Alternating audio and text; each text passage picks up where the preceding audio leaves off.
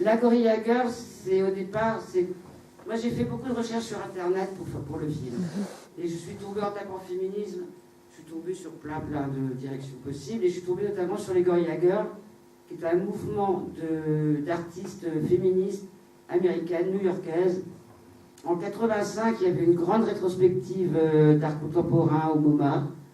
Et sur les 100 artistes représentés, il y avait 99 hommes. Donc ça les a un peu énervés. Il y avait un groupe d'artistes femmes, ça les a un peu énervés.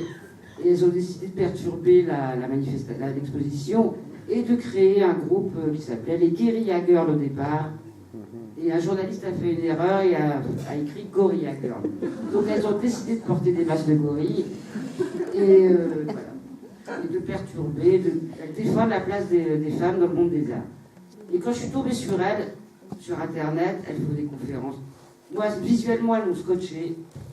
J'avais besoin de visuel aussi pour un film comme ça, puisque j'avais un film qui était basé essentiellement sur la parole, mais le cinéma, c'est aussi du mouvement, donc je ne voulais pas faire de commentaires.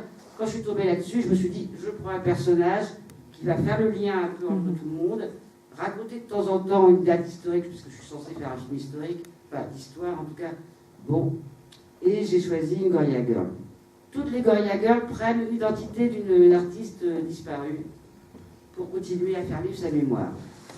Donc j'ai cherché une artiste femme en Bretagne, plutôt dans le côté peinture, puisque je voulais faire un film aussi qui soit assez beau visuellement, effectivement, qui prenne des paysages, et pas filmer des paysages et tout ça. Et je n'ai pas trouvé en Bretagne de peintre femme décédée. Il y en a peut-être aujourd'hui plein, j'espère.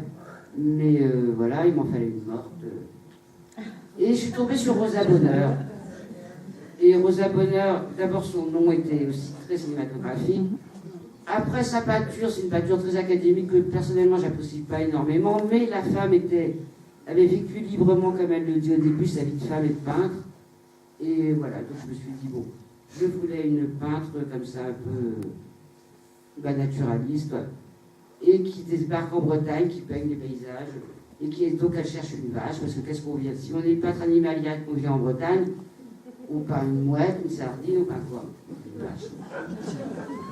Donc voilà, tout ça est très logique, même si ça paraît totalement délirant, c'est en fait très logique.